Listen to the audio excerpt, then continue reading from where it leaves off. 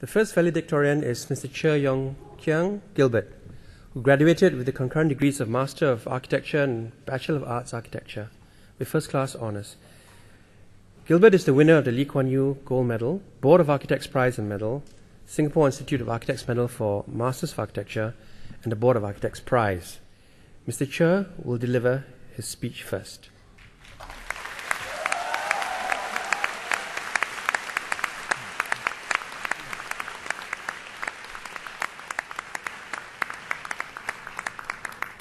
Professor Tan Chua Chuan, NUS President, Mr. Tony Maloto, Founder and Chairman of Gawat Kalinga, distinguished guests, my fellow graduates, ladies and gentlemen. I'm honored to stand before you today as we celebrate a great milestone in our growth as young adults. On behalf of my fellow graduates, I would like to thank all of you who have accompanied us on this long journey.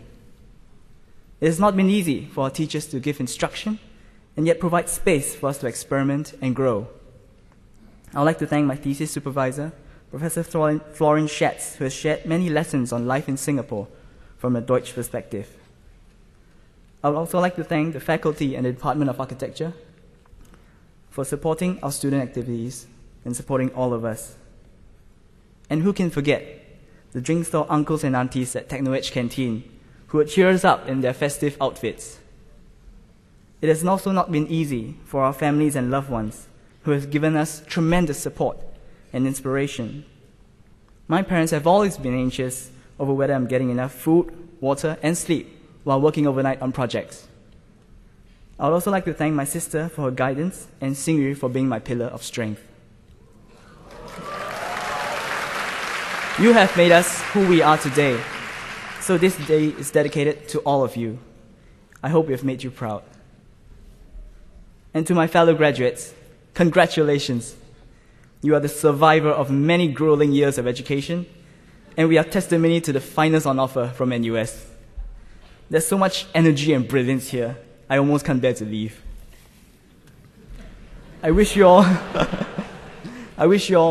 good careers, I wish you all good health, and most of all, I wish you friendships that will last long and old. There are many things that I will not forget in my time here. As you may have heard about architecture students, we can survive for days without sunlight in the studios, without food and water, without sleeping and showering. But if the drawings don't print on time, it feels like the whole sky has fallen down on us. And when we talk about doing models all night, we're quite serious. While melting wax to cast a model for Prof. Eric Leher's studio one night, I started a small fire in the kitchen because I fell asleep. I guess one good thing that came out of the disaster was the chance to redesign the kitchen. But it's this shared experience of doing what we love that we will survive and grow stronger that keeps us going. To be honest, I've wrecked my mind and heart for what I ought to say to you today. I'd just like to share a lesson that my professors have taught me through the critique sessions. Thankfully, it's not the, "Why are you still here?" kind of comments, although architecture professors are pretty famous for their critical comments. When I was in year one, we designed a boat station. I worked for days on the model, making sure everything was perfect. I even put lights in it. When I presented it to the jury, Professor Erwin Verey said, "It's too finished." And in year two, after I did lots of research for a nomadic pavilion design, I presented it with much confidence. Professor Suto Sakamoto asked me, "Why are you so sure of yourself?" For those who do not know, Dr. Erwin and Suto-san, trust me, like many professors, they operate at a higher level of consciousness, so it's not always easy to know what they mean.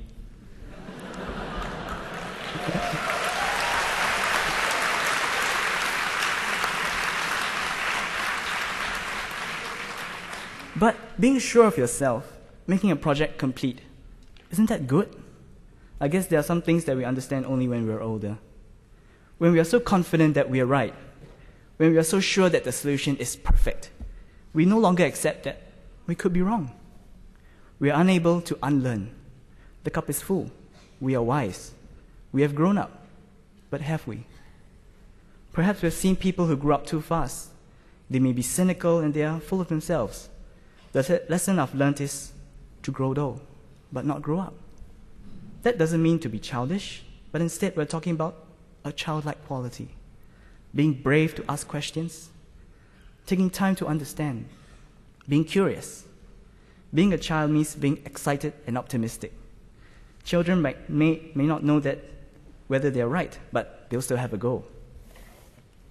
And as cities become increasingly complex and the entire nature of the building industry shifts beneath our feet, we can no longer expect to be the know-it-all. We need to be open to unlearning and relearning. Our senior architects shared that during their time, graduates had just one aim, to be registered with a professional board to practice. But today, there's such diverse choices available that I'm sure many of my fellow graduates will go places searching for their role and calling. But that's okay, because our education has given us a strong foundation, varied experience, and the growth hormones to continue learning. We are truly lucky to be young, well-educated, and free to dream.